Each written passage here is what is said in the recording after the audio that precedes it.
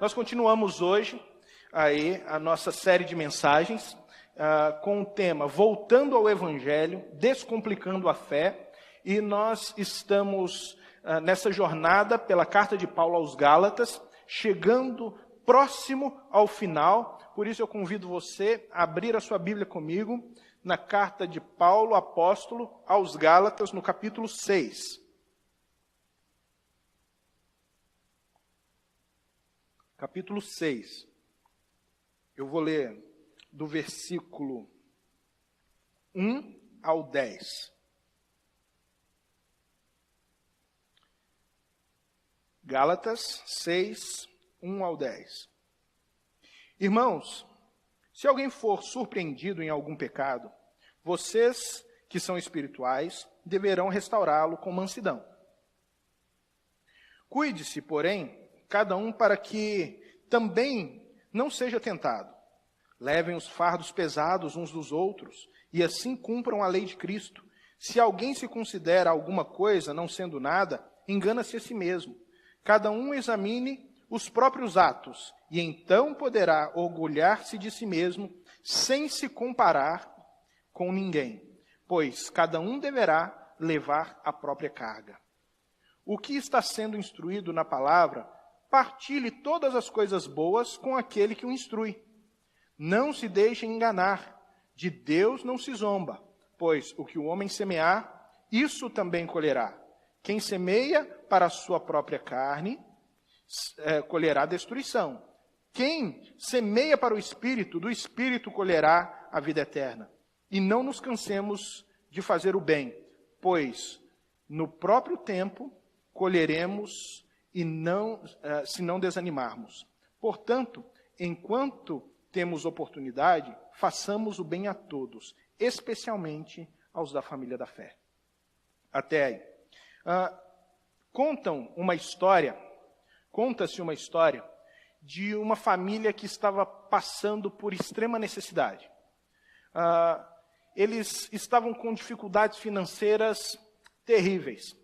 E o filho, já não tendo mais nada o que comer, um dia perguntou ao pai: pai, como nós vamos resolver o nosso problema? E o pai pegou o pouco de comida que tinha, dividiu entre ele e o filho, e falou: olha, filho, nós vamos continuar compartilhando. Mas o pai falou: pai, mas as pessoas têm tanto lá fora. As pessoas têm muito lá fora e nós temos tão pouco. E ainda, sim, nós compartilhamos o pouco que temos um com o outro e às vezes o Senhor compartilha até com outras pessoas. Mas as outras pessoas não fazem isso. Por quê? Esse pai, então, foi até o seu armário e ele pegou uma pedra que estava na família já há um bom tempo. O pai dele tinha dado para ele. E ele pretendia, então, um dia poder dar essa pedra ao filho. E ele pegou essa pedra e disse: filho, pega essa pedra e vá até a venda. Sente na feira, até a feira, sente na feira e quando uma pessoa perguntar por quanto você está vendendo a pedra, você não vai falar nada, você só vai fazer o sinal, assim, de 2. Só faça esse sinal, e se a pessoa se interessar por comprar, você não venda a pedra. Volte para casa com a pedra. Ele, sem entender, pegou a pedra, foi para a feira, sentou-se no banquinho, e de repente uma senhora passou. E a senhora passou, olhou aquela pedra e falou: poxa, mas que pedra bonita. Porque a pedra chamou a atenção dela. E ela falou: menino, você está vendendo essa pedra?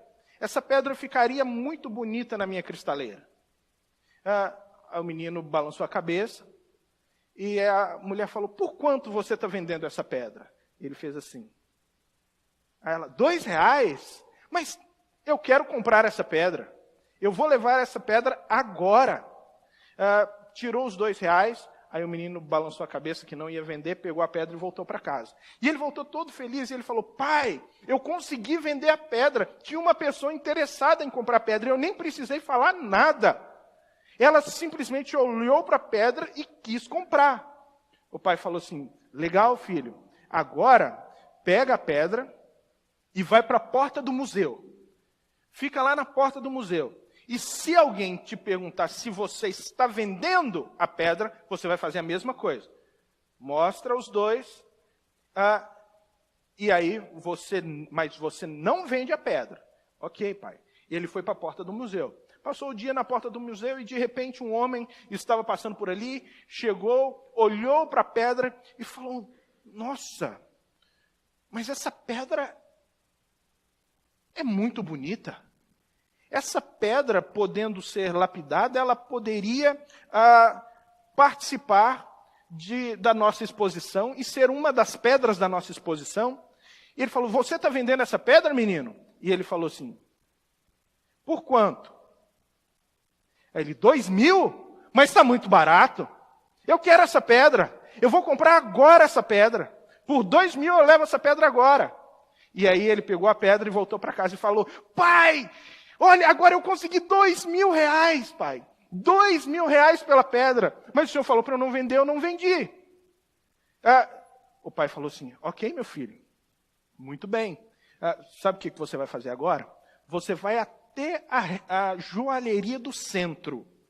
Chegando na joalheria do centro, você vai abrir o pano, vai mostrar a pedra, e quando a pessoa perguntar se você está vendendo a pedra, você vai fazer o mesmo sinal e espera, mas não venda a pedra, traga de volta.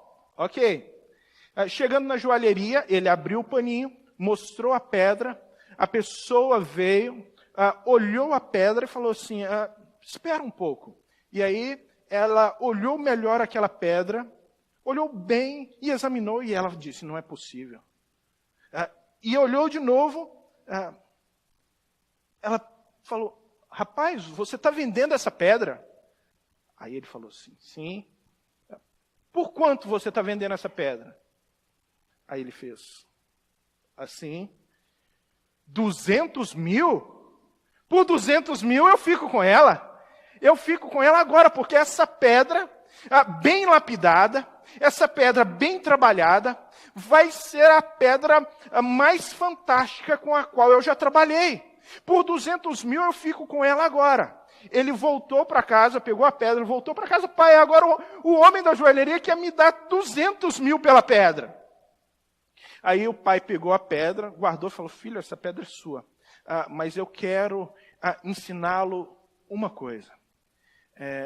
As pessoas que dão valor àquilo que verdadeiramente tem valor, são aquelas que se tornaram especialistas na verificação do valor do objeto, do valor daquilo que ela se propunha a comprar. O que eu quero dizer com isso? Irmãos, tem muita gente que dá valor ao ser humano, mas sem saber de fato o valor do ser humano. Então você lida com gente o tempo inteiro.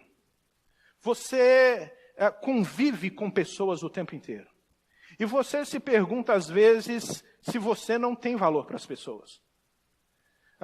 E às vezes realmente as pessoas nos tratam como se nós não tivéssemos valor. Às vezes alguém vai passar por você e não vai dar o menor valor. Às vezes alguém vai passar por você e vai dizer, olha, que bonitinho. Eu não sei muito bem o que você é, mas olha, você é legal. Você é uma pessoa legal. E aí ela vai atribuir algum tipo de valor mínimo para você, simplesmente por alguma qualidade que ela supõe que você tem. Mas ela não te conhece de fato. A primeira vez que você frustrar essa pessoa, você vai perder o seu valor. Você vai deixar de ter valor para ela. Porque você é simplesmente aquele bibelô que serve para poder enfeitar a vida dela. Mas o dia que você fizer algo que para ela ofendeu o valor que ela deu a você, então você perde o valor. Você pode até conhecer uma pessoa que saiba do seu valor por causa daquilo que você faz, daquilo que você representa. E ela pode te dar um valor maior, porque ela pode olhar para você, mas você é um bom profissional. Você é o cara naquilo que você faz. Você é um profissional de extrema competência. Ou você é um cristão fantástico. Então, ela agrega valor a você por algo que ela também consegue perceber de potencial em você. Mas existe aquela pessoa que quando conversa com você, ela dá valor a você por aquilo que você é. Porque ela entende o valor intrínseco, ela entende o valor do ser humano, da humanidade. Ela não descarta, ela não quer simplesmente usar você e os seus potenciais, agregando e dando valor a você por aquilo que você pode fazer, ou pela sua representatividade. Ela simplesmente entende o valor que você tem a partir do momento em que ela olha para você e sabe que você é uma pedra, uma joia rara, cheia de valor e que pode ainda ser melhorado com a lapidação. Mas que independente do que fizer, independente das suas qualidades, independente se você fizer algo de errado ou não, você ainda continua tendo valor, porque ninguém pode tirar o seu valor, ninguém pode roubar o valor que você tem, porque esse é o valor intrínseco. É assim que acontece com o valor do ser humano. O valor do ser humano, nas Escrituras, é um valor de dignidade que é dado ao homem, independente da sua posição, independente da sua fé, independente da sua crença, independente do que ele é, do que ele fez. O ser humano, ele é digno, o ser humano tem valor, o ser humano é uma joia que tem valor em si mesmo, simplesmente por ser humano. E por ser humano, nós precisamos entender que ele carrega algo que o diferencia de toda a criação, que é a imagem e semelhança de Deus. E é isso que dá a ele o valor diferenciado, porque ele carrega essa imagem e semelhança de Deus. Mas se nós estabelecermos a nossa relação com as pessoas, simplesmente naquilo que elas podem fazer por nós, simplesmente por causa dos agrados que elas podem fazer por nós, simplesmente pelas qualidades pessoais, as performances que elas mantêm, uma hora ou outra você vai ser frustrado. Agora, se você manter uma relação com as pessoas, através da conservação da dignidade humana, da dignidade dela por ser humano, porque nela, mesmo que desfigurado, ainda repousa a imagem e semelhança de Deus, você vai começar a entender o Evangelho. Você vai começar a entender a ação de Deus no mundo. Você vai começar a entender porque Cristo, o Deus glorioso, resolve descer da sua glória e se fazer como um de nós, caminhar conosco, andar conosco, colocar a mão sobre o leproso, quando ninguém tinha coragem de colocar a mão sobre um leproso, sabe, se compadecer de uma viúva que perdeu o filho, quando todo mundo estava falando, coitada, agora vai viver de quê? Ele se compadece e devolve o filho da viúva, que ele se compadece da mulher que anda encurvada e cura aquela mulher sem nem mesmo a mulher pedir. Porque ele fala, é uma filha de Abraão, eu quero curá-la. É assim que nós entendemos o porquê que Cristo, mesmo sendo acusado, mesmo sendo maltratado, mesmo sendo açoitado, mesmo sendo pregado na cruz, mesmo recebendo uma coroa de espinhos, ele ainda morre por cada um dos seus. Ele ainda morre por seres humanos. Ele ainda morre para salvar aqueles que o mataram. Porque ele não está olhando aquilo que as pessoas podem fazer por ele. Ele está olhando a dignidade do ser humano e entendendo que evangelho não significa o que as pessoas podem fazer para me beneficiar, mas o que é que eu posso fazer para mudá-las, para transformá-las, para apoiá-las e para levá-las a ter a verdadeira dignidade. É disso que Paulo está falando. É disso que nós vamos tratar aqui essa noite. Como é que nós nos relacionamos por meio do Evangelho? Na semana passada nós falamos que existem dois tipos de religião.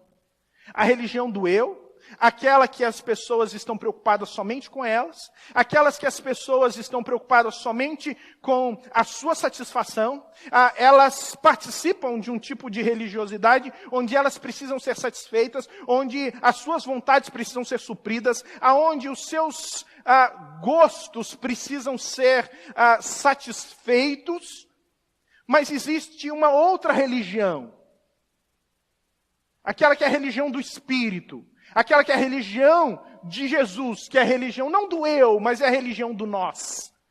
É a religião onde nós participamos juntos, aonde eu não me entendo como parte do corpo sem entender que você faz parte. Aonde eu não me entendo santo sem entender que a santidade, ela também se estabelece na nossa relação e na maneira como eu me comporto, na forma que trato você. Aonde eu entendo que intimidade com Deus, relacionamento com Deus, passa prioritariamente pela relação que eu tenho contigo. Como João disse, aquele que diz que ama a Deus e odeia o seu irmão é mentiroso. Porque você não pode estabelecer relacionamento com Deus sem estabelecer relacionamento com o próximo e relacionamento saudável. Porque religião de Deus, religião do Evangelho, voltar ao Evangelho, significa abandonar o eu.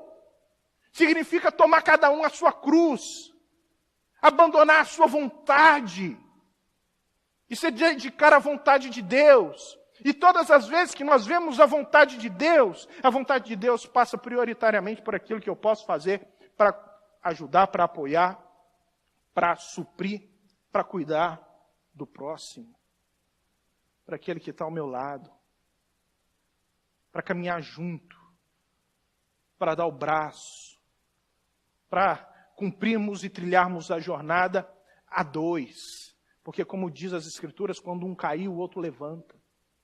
O cordão de 3 dobras é mais difícil de romper. Ou seja, quanto mais juntos estivermos e mais junto andarmos, mais difícil será de romperem com a nossa unidade. Então, essa religião, a religião do nós, que Paulo vem agora nos ensinando como é que nós devemos na prática exercer.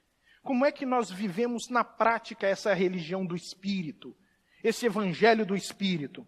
E aí, para entender o capítulo 6, nós precisamos, em primeiro lugar, compreender o que está no capítulo 5, versículo 26. Porque essa passagem, ela não começa no versículo 1. Ela começa no versículo 26, que é o último versículo do capítulo 5. Então leia comigo aí. Se vivemos pelo Espírito, andemos também pelo Espírito. Versículo 25. Não sejamos presunçosos, provocando uns aos outros e tendo inveja uns dos outros. Como é que a gente anda no Espírito?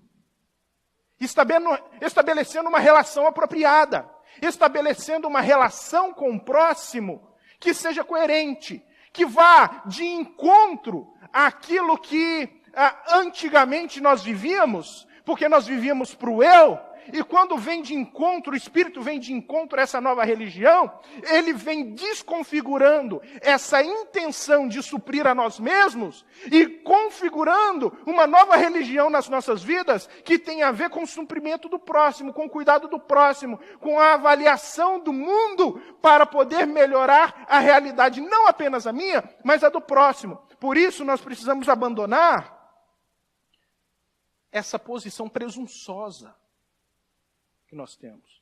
Essa posição de nos acharmos superiores. O presunçoso é aquele que se acha melhor do que o outro. É aquele que está sempre olhando para o outro e tendo o outro como inferior. Porque ele se acha muito bom. Porque ele acha que nas suas relações e na maneira como ele se relaciona com as pessoas, ele está sempre certo. Porque ele acha que aquilo que ele estabelece como regra, como critério, para uma vida social, de forma correta, é o que os outros precisam fazer. Ele cria expectativas para que os outros cumpram. Mas para o outro ser crente, ele tem que fazer o que eu quero que ele faça. Não, mas para o outro ser um cristão de verdade, ele tem que atender todas as minhas expectativas.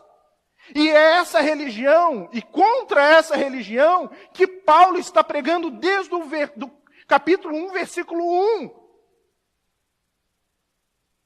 de Gálatas. Ele está indo justamente contra o presunçoso, porque o presunçoso é o mais legalista de todos. Porque ele não apenas vive sob leis rígidas, e as leis rígidas com as quais ele vive, ele acha que porque vive desse jeito é que ele é bom, mas ele também quer colocar essas leis sobre o ombro das outras pessoas. Mas não é só o presunçoso.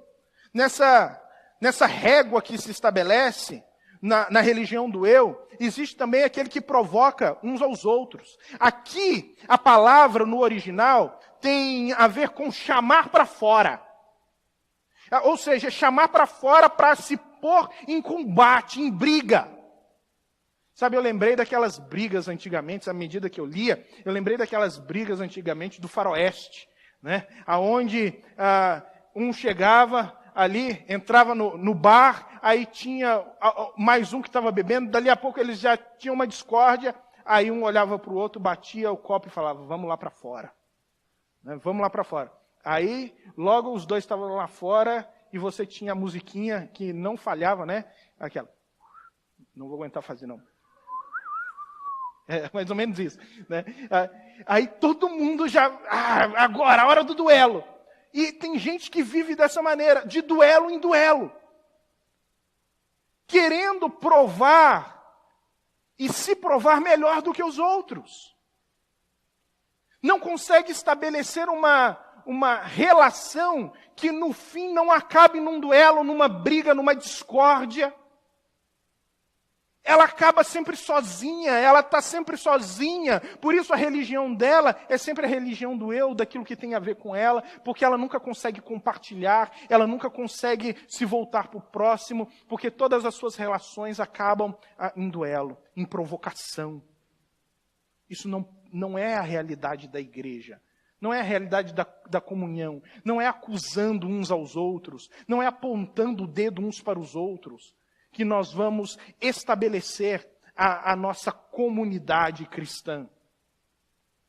E por último tem um terceiro que Paulo fala, não tendo inveja uns dos outros. O invejoso não é aquele que quer, que se acha mais do que os outros. O invejoso é aquele que se acha inferior aos outros, mas gostaria de ser como eles. Ele olha para o outro e se sente inferior. Ele se sente inferior, e como ele se sente inferior, tudo que o outro tem é melhor. E como que tudo que o outro tem é melhor, ele quer ter o que o outro tem. E quando ele quer ter o que o outro tem, ele nunca valoriza o que ele tem. Nada que ele tem está bom, nada que ele tem faz sentido, tem valor. A grama do vizinho é sempre mais verde. Então não é olhando para o outro e tendo inveja, tendo esse desejo de ter o que o outro tem, de fazer o que o outro faz, de ser o que o outro é, que nós vamos chegar a algum lugar.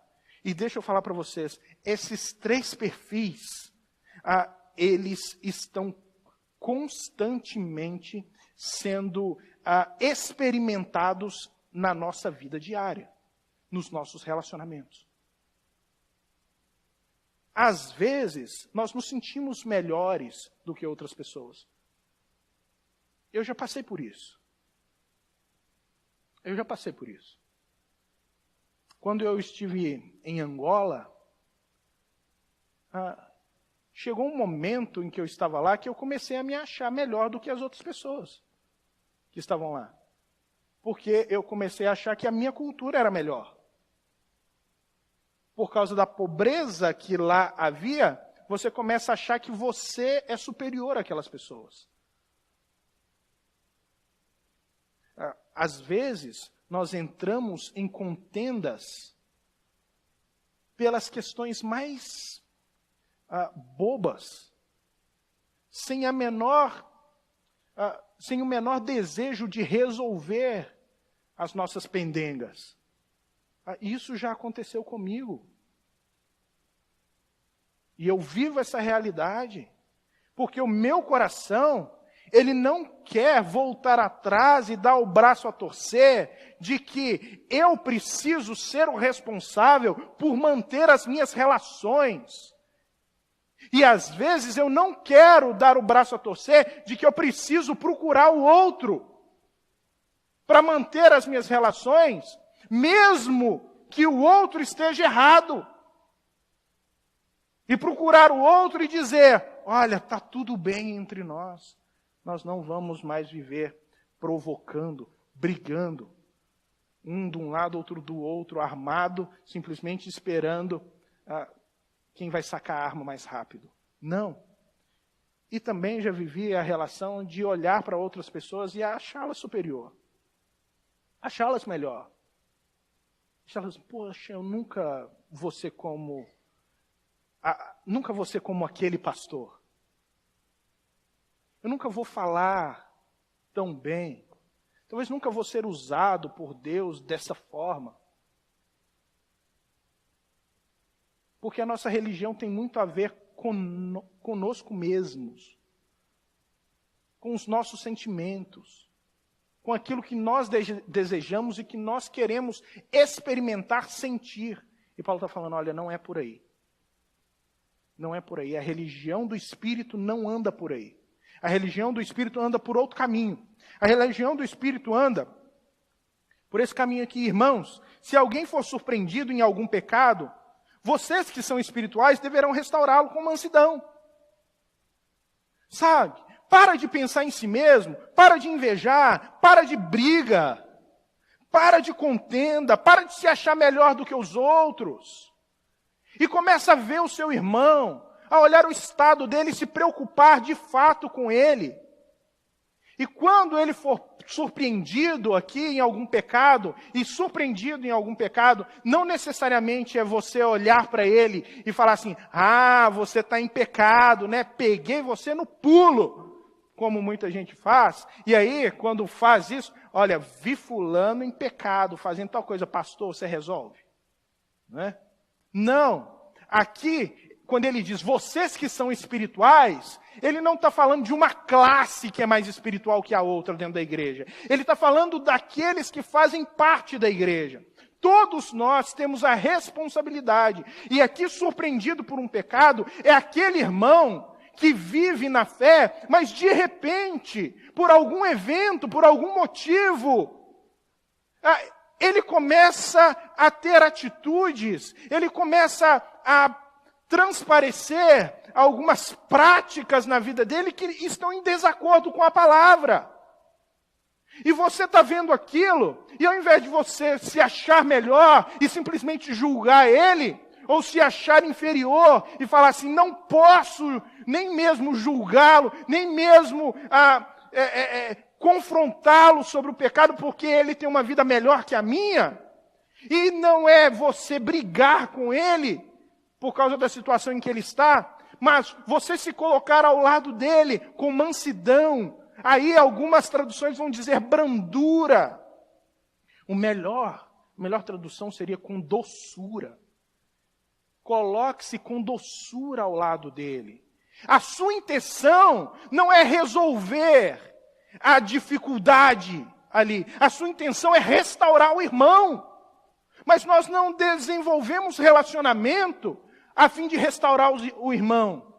Nós, às vezes, temos as nossas pendências, nós, às vezes, temos as nossas dificuldades e as nossas diferenças. E o que nós queremos na hora em que isso surge? Não é restaurar o irmão, mas é ter razão. Nós queremos manter a nossa razão, nós queremos sair como certos da história. Ao invés de nos colocarmos ao lado, pensando na necessidade do outro e falando, bom, dentro dessa história aqui, eu preciso me colocar ao lado com brandura, doçura, amor e colocar esse irmão para cima. Ajudá-lo, apoiá-lo com muita mansidão. Aí ele vai dizer, cuide-se, porém, cada um para que também não seja tentado. Nesse momento em que você está cuidando do outro, no momento em que você está ajudando o outro, olha, toma cuidado, porque você é vulnerável como ele é. Será que você, nesse momento em que está julgando o outro, está apontando o dedo para o outro, você não se lembra que você é tão falho quanto ele e que você precisa tomar muito cuidado para não estar no lugar dele daqui a algum tempo? A gente costuma falar, o mundo gira, né? Um dia você está de um lado da mesa, outro dia você está do outro. Toma cuidado quando você aponta o dedo para alguém, se achando melhor, se achando superior, estando numa posição de julgamento, para poder ofender, para poder rebaixar o outro. Porque, olha, o mundo dá volta. Você pode ser que daqui um dia você esteja do outro lado da mesa. Então, toma a atitude correta. Não se preocupa com sair como certo da história. Se preocupe em restaurar o irmão. Porque se você restaurar o irmão, pode ter certeza que você vai sair como certo. Você vai sair como certo não porque você é melhor, mas porque você fez a coisa certa. É esse o espírito de Paulo. Aí ele vai dizer, levem os fardos pesados uns dos outros, e assim cumpram a lei de Cristo. Olha, ele está dizendo, às vezes a pessoa, ela está errada. Ela está fazendo coisas erradas. E esse fardo é um fardo pesadíssimo. É um fardo pesado dessa pessoa. Ao invés de você se colocar como juiz da causa e colocar a mão sobre o peso para que ele fique ainda mais pesado, ao invés disso, coloque as suas costas debaixo do fardo, juntamente com essa pessoa, para que ela possa superar essa situação. O seu objetivo é sempre superar a situação. Porque se você fizer isso, olha, você vai cumprir a lei de Cristo. Qual é a lei de Cristo? É o Evangelho. Qual é a lei de Cristo? É o amor. O amor não serve para salvar ninguém. O amor não te salva. Não é porque você ama que você vai ser salvo. Mas o amor é uma consequência inevitável da sua salvação. Inevitável da sua salvação. Ele vai dizer, se alguém se considera alguma coisa, não sendo nada, engana-se a si mesmo. Na sua relação com as pessoas, se você acha que você é alguma coisa, aqui a intenção do texto é falar assim, olha, você está colocando bobagens na cabeça. Quando você começa a se achar melhor que as pessoas, você está colocando bobagem na sua cabeça. Porque o cristão que entende a humanidade, aquele que entende o valor real da pedra, o valor do ser humano, entende que ele tem valor por ser a imagem e semelhança de Deus, mas quando ele está diante de Deus, ele não é nada. Porque quando nós olhamos para nós diante da santidade de Deus, diante da grandiosidade de Deus, nós nos vemos como nada. E é por isso que Paulo está falando, se você julga ser alguma coisa e não sendo nada, porque você não é nada diante de Deus, você está colocando bobagem na cabeça. Você já percebeu que geralmente a gente tem a mania de se comparar com outras pessoas? Eu me lembro que eu conversava com um jovem e conversando com ele, a vida estava confusa, complexa, ele estava separando da esposa e ele fez muita coisa errada e ele disse, olha, eu sei que eu errei muita coisa, mas eu não sou um homem mau, eu não sou uma pessoa má. Má é uma pessoa que mata, que estupra, que rouba. Má é a pessoa que faz mal à sociedade. Essas pessoas que são más. Aí eu falei assim, legal, também concordo com você. O problema é que você se comparar com elas é fácil, porque você se julga numa posição privilegiada. Agora, se compara com Cristo. Aí ele falou, não, mas eu não posso me comparar com Cristo, porque Cristo é outro nível. Eu falei assim, não, mas é justamente essa comparação que a Bíblia nos leva a fazer. Quando nós nos comparamos com Cristo, nós nos colocamos no nosso devido lugar. E nós falamos, não sou mais que ninguém, mas diante de Deus eu não sou nada. Não sou melhor que ninguém, mas diante de Deus eu não sou nada. Colocar na cabeça e achar que você é melhor que outras pessoas, é colocar bobagem na cabeça. Esse é o sentido do texto. Paulo vai continuar dizendo, cada um examine os próprios atos, e então poderá orgulhar-se de si mesmo.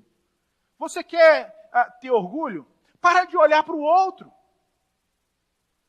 Para de olhar para o que o outro está fazendo. Apontar o que o outro está fazendo, dizendo, o outro não faz isso. Religião não tem nada a ver com o que o outro faz. Evangelho não tem nada a ver com você ficar vindo na igreja para olhar o que o outro faz. Ou deixa de fazer. Evangelho é uma autorreflexão. É você olhar para si mesmo. Examina o que você está fazendo. Examina as suas próprias obras. Faz essa avaliação. Que aí você vai ter realmente as respostas adequadas daquilo que você pode melhorar e daquilo que você já está fazendo que está ok, que está certo. Então faça essa autoavaliação. Sabe por quê? Ele vai dizer, porque você não deve se comparar com ninguém. Ele vai falar, sem se comparar com ninguém. Então o evangelho não é uma comparação com outras pessoas. Evangelho é a capacidade que nós temos de olhar para nós mesmos e sermos lidos pelas Escrituras à medida que as Escrituras nos leem. Ele vai acabar, pois cada um deverá levar a própria carga. Opa, parece que tem contradição, porque agora ele estava falando que nós devemos carregar as cargas uns dos outros, e logo depois ele está falando que cada um tem que carregar a sua própria carga. É porque essa carga aqui é diferente. A primeira carga são as dificuldades espirituais, as dificuldades morais, as dificuldades que as pessoas carregam e que nós devemos nos colocar ao lado delas com misericórdia para que elas possam melhorar. Essas cargas aqui são as cargas que nós carregamos na vida e que, apesar das pessoas tentarem nos ajudar, nós sabemos que elas pouco podem fazer. É aquele pai que tem um filho problemático, que está envolvido com drogas, e que por mais que alguém tente ajudá-lo, pouca coisa pode fazer por ele. É aquela pessoa que está com uma doença em fase terminal, que ela tem que carregar esse fardo, essa carga, e pouca coisa alguém pode fazer por ela. E nós temos os nossos fardos, as nossas dores, as nossas angústias. E à medida que nós fazemos esse autoexame, nós vamos descobrindo os nossos limites, nós vamos descobrindo as nossas próprias mazelas, nós vamos descobrindo os nossos próprios fardos com os quais nós temos que lidar todos os dias. E que, infelizmente, pouco as pessoas podem fazer para amenizar o peso desse fardo, o peso dessas dificuldades. E nós vamos precisar lidar com eles. Como? Como? Mantendo a nossa relação com Deus, mantendo a nossa relação com Cristo, mantendo a nossa paixão e o nosso fervor acesos por esse Deus que nos fortalece, que nos fortifica. Então ele vai dizer, o que está sendo instruído na palavra, partilhe todas as coisas boas com aquele que o instrui. Olha que interessante, ele vai começar a falar de uma classe agora. Ele vai falar assim, olha, no meio de vocês tem uma classe que vocês precisam aprender a olhar para ela. É uma classe que ela está disposta sempre a cuidar de vocês. É uma classe de alguém que está sempre disposto a caminhar com vocês, a zelar por vocês, a instruir vocês, a ensinar vocês. Mas é uma classe que pouca gente o instrui, que pouca gente o ensina, que pouca gente cuida dele. Ele está falando, Paulo está falando de si mesmo, Paulo está falando dos ministros, Paulo está falando dos pastores. Ele está falando aqui, olha, tem essa classe na igreja que às vezes ninguém está vendo, que está precisando de ajuda, que está precisando de socorro, que está precisando de apoio. As pessoas não estão vendo isso. Por quê? Elas acreditam que o pastor pastoreia. E isso é mentira. Pastor pastoreia não no sentido de cuidar de todo mundo. Ele pastoreia no sentido de pregar a palavra. É isso que ele faz. Por isso Paulo vai falar assim, aqueles que o instruem na palavra. A instrução é na palavra, o pastoreio é na palavra. Cuidar de pessoas é responsabilidade uns dos outros. É responsabilidade de todo mundo. O pastor cuida das pessoas, as pessoas cuidam dos pastores e as pessoas cuidam das pessoas. É um pastoreio mútuo. É a igreja que começa a viver com maturidade. Igreja que começa a entender a lei do amor. Igreja que começa a entender que nas múltiplas relações que desenvolvemos, não existe um que tem a responsabilidade maior e mais alta de cuidar dos outros do que a que eu tenho, do que você tem. Todo mundo tem responsabilidade de cuidar de todo mundo aqui. Pastorear é função de todo mundo. Sabe, se preocupar, cuidar, zelar. Entender que o outro não está bem. Se comprometer com o fardo uns dos outros. Não é responsabilidade de um homem. Nem de uma classe. É responsabilidade da igreja. Agora a responsabilidade do pastor é essa. É essa sim. De instruir na palavra. De partilhar a palavra. E à medida que você partilha a palavra com a igreja partilha todas as coisas boas com aqueles que instrui. Aqui tem dois fatores. Primeiro, todas as coisas boas. Você ir chorar na casa do pastor, mas chamar o pastor para comer lasanha na sua casa. O pastor gosta de comer lasanha. Pode chamar, que ele vai, tranquilamente. Sem fazer esforço. Mas ele vai estar lá também na hora que você for chorar. Compartilhe as coisas boas. Mas significa também compartilhar o que você tem. Aqui nós entramos numa relação, não apenas com quem o instrui, mas uns com os outros, de que comunhão, koinonia, relacionamento de igreja, não é simplesmente dar a mão, paz do Senhor, tudo bem, como vai? Um abraço no fim do culto e acabou. Não, é cuidar uns dos outros e ter a condição de dividir o que você tem. É preciso entender quem é o Deus na sua vida. Porque se você não divide o que você tem com aqueles que estão ao seu redor, com aqueles que fazem parte da comunidade, olha, é provável que o seu Deus não seja Cristo, mas seja Mamon. Porque se você não tem coragem de dividir o pouco que você tem no bolso com aqueles que estão ao seu redor, é necessário fazer essa autoavaliação, essa autoverificação no seu coração de quem é realmente aquele que está mandando na sua vida. Porque é fácil sentar no culto, bater palma, erguer a mão, levantar e falar do Evangelho para as pessoas. Difícil é você tirar do que você tem para poder dar para o outro, para poder dar dignidade para o outro, para poder dar vida para o outro, para poder fazer com que o outro tenha tanta dignidade de vida quanto você tem.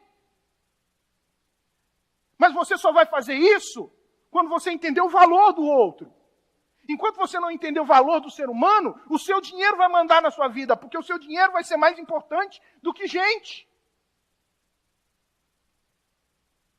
Porque você vai dar mais valor para o seu dinheiro do que para a gente. Porque você ainda não entendeu o valor de ser humano. Porque o valor, de fato, para você é o valor da casa da moeda. Não é o valor da imagem e semelhança de Deus na vida do ser humano. Ah, mas eu não tenho o que compartilhar, eu ganho tão pouco. Quem disse que não tem? Deixa eu te falar. Tem uma história nas Escrituras de um homem que ganhava muito, muito. E ele ganhou tanto num ano que ele precisou quebrar todos os celeiros dele e construir celeiros novos para guardar o que tinha. E aí, depois que ele guardou tudo o que tinha, ele falou assim, agora sim, minha alma, pode descansar. Deita, fica tranquila, regala-te e descansa. Jesus falou assim, louco, ainda hoje pedirão a tua alma. E o que tens, para quem será? Ele falou assim, o que você tem não é valor. Você está rico, mas você está pobre. Você está rico, mas você não entendeu o valor do ser humano. Você não entendeu o valor da vida. Você não entendeu por que você existe. Porque quem vive para si mesmo não entendeu ainda o que faz a vida brilhar. Pelo menos não na perspectiva do Evangelho.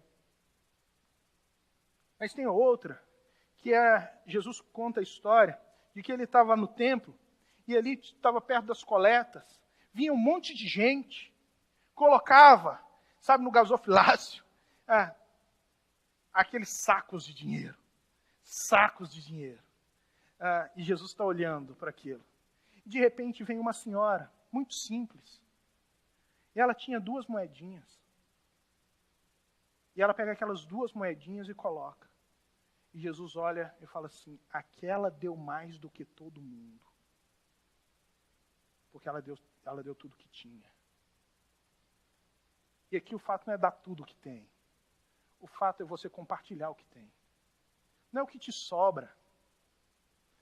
Não é você dar o que te sobra, mas é você compartilhar o que você tem. Sabe, é você entender que tem, como nós vimos aqui na semana passada, crianças na África, por exemplo, que não comem um pedaço de carne durante um ano inteiro. Mas o seu filho não pode ficar sem Discovery Kids por 1 mês para você proporcionar um pedaço de carne para alguém na África. Não é verdade? Não é verdade, jovens? Vocês não podem proporcionar a alegria para uma família comprando uma cesta básica, porque vocês não podem ficar 2 finais de semana sem comer lanche. O lanche gostoso que vocês comem. Aí vem falar comigo que não tem. Não tem com o que compartilhar. Tem. O que nós não queremos é descer do status que estamos para poder compartilhar o que temos. Nós queremos compartilhar o que sobra. Isso não é evangelho. Isso deveria doer no nosso coração, doer na nossa alma. Quando nós estamos sentados no meio da comunidade e somos incapazes de dividir o que temos por causa do nosso egoísmo, por causa da dureza do nosso coração, porque o nosso Deus, de fato, tem sido estabelecido como Mamon, e não como o Deus das Escrituras. E não o Deus da Bíblia. E não Cristo que esvaziou-se de si mesmo para poder andar com homens, pecadores, e suprir-lhes as necessidades. Mas o texto vai continuar dizendo, não se deixe enganar. De Deus não se zomba. Pois o que o homem semear, isso também colherá. Deixa eu falar para vocês, olha o que ele está dizendo aqui. De Deus não se zomba. Não acha que você consegue enrolar Deus. Não acha que Deus não está vendo realmente o que está acontecendo. Aonde está o seu coração? Você pode até pensar que Deus não está vendo, tentando enrolar. Você consegue enrolar a comunidade. Você consegue enrolar as pessoas. Mas você não consegue enrolar Deus porque Ele conhece o seu coração. Ele conhece quem é você, Ele sabe quem é você. E o que você semear, isso também você vai colher. Aquele que semeia na carne, também colherá destruição. Aquele que semeia na religião do eu, vai colher destruição. Essa destruição aqui seria melhor traduzido por corrupção. Porque corrupção é aquele processo de desintegração do corpo que acontece no momento que você morre. Isso é corrupção. O corpo começa a se corromper. O que ele está falando, então, de fato, é que quando você planta para si mesmo, quando você está plantando para a religião do eu, para poder suprir só a si mesmo, pensando só em você, pode ter certeza de uma coisa, você vai morrer. E vai morrer espiritualmente. E mesmo você participando de culto, e mesmo você participando do show da fé, você está morto. Está morto. Mas o que semeia do Espírito colherá a vida eterna. Mas aquele que semeia do Espírito vai experimentar uma coisa que só realmente aqueles que vivem a realidade do Evangelho podem desfrutar. A vida eterna. E a vida eterna não é essa realidade pós-morte. A vida eterna é uma experiência no agora, que, claro, se concretiza no porvir, mas é uma experiência de extrema satisfação, de extrema compreensão e de extremo relacionamento com Deus, onde você sabe que Deus está cuidando de você, independente daquilo que você está passando, do momento que você está passando ou da sua situação. E você sabe que Deus está usando você como instrumento dele nesse mundo para ser sal e luz. Então você tem muito mais para dar do que para receber. Se você acreditar nisso, você tem muito mais para dar do que para receber. E não nos cansemos de fazer o bem, pois no tempo próprio colheremos se não desanimarmos. Tem um problema. Às vezes a gente começa a fazer o bem. E a gente começa a fazer o bem, começa a olhar para as pessoas e as pessoas não estão correspondendo. E as pessoas não estão junto conosco nesse processo e a gente começa a desanimar. Você não pode desanimar de fazer o bem. E deixa eu fazer você entender o que é fazer o bem. Fazer o bem aqui não é só cuidar com o que você tem. É cuidar da outra pessoa com o que você fala. Como? Você tem que aprender a compartilhar o Evangelho. Meu irmão, você e eu, nós precisamos compartilhar o Evangelho. Se a igreja tem uma função, não é dar pão, não é dar saúde, não é dar a educação. A função da igreja é levar o Evangelho. Essa é a primeira função da igreja. O resto é consequência. À medida que nós levamos o Evangelho, nós ensinamos. À medida que nós levamos o Evangelho, nós colocamos pão na mesa. À medida que nós levamos o Evangelho, nós damos saúde. Mas o primeiro lugar é levar o Evangelho. Nós investimos para poder pregar o Evangelho. A igreja precisa pregar o Evangelho. Não adianta você pôr pão na mesa de uma pessoa sem virar para ela e falar assim: Jesus ama você e Ele quer salvar a sua vida. Essa pessoa vai morrer de barriga cheia e ir para o inferno de barriga cheia. Porque nada muda, nada mudou. Porque o primeiro bem que você pode fazer para uma pessoa é dar a ela o que você tem de mais precioso, que é Cristo Jesus. Que é a pessoa de Cristo Jesus. Então não se canse de fazer o bem. Não deixe de fazer o bem. Não desanime em continuar fazendo o bem. Mesmo que o mundo ele tente roubar de você essa esperança. Mesmo que você desanime com a prática de maldade das outras pessoas. Não, o cristão não pode desanimar. E por fim ele diz: portanto, enquanto temos a oportunidade, façamos o bem a todos. Enquanto você tiver a oportunidade. E deixa eu falar para você, você tem a oportunidade o dia todo, o tempo todo, de fazer o bem. O tempo todo. Mas tem aqui um critério. Existe aqui alguém que você precisa se dedicar realmente para fazer o bem. Sabe quem é? Especialmente os da família da fé. Você quer fazer o bem? Olha para essas pessoas que estão aqui dentro. É aqui que você começa a fazer o bem. É cuidando de cada uma dessas pessoas aqui dentro. É zelando, é pastoreando. É desenvolvendo o relacionamento, é se interessando, é colocando os ombros debaixo da carga de cada um aqui. E você vai falar: mas está pesado, mas você pode dividir, não virá sobre você nenhuma tentação ou provação que você não possa suportar. Deus não vai permitir isso, isso é promessa das Escrituras. O que nós temos que superar é o nosso comodismo, porque nós não estamos a fim de sair da nossa situação cômoda para poder nos envolver com os problemas do outro. Eu já tenho tantos problemas. Vou arrumar mais problemas. A resposta do cristão é: eu vou. Eu vou para a glória de Deus e para o bem do meu irmão. Para o cuidado do meu irmão. É assim que a gente desenvolve relacionamento, irmãos. Se nós vivermos esse tipo de fé, esse tipo de experiência espiritual, esse tipo de religião, esse tipo de evangelho, começando aqui, aquelas palavras de Jesus vão fazer sentido. Sabe quais? Nisto conhecerão que sois meus discípulos, quando vos amardes uns aos outros.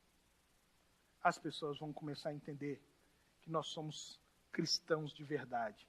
As pessoas vão começar a entender que existe luz no mundo, que existe sal na terra, que existe um povo que vive para a glória de Deus e não para a glória de si mesmos. Deus abençoe a sua vida. Vamos nos colocar de pé, vamos orar.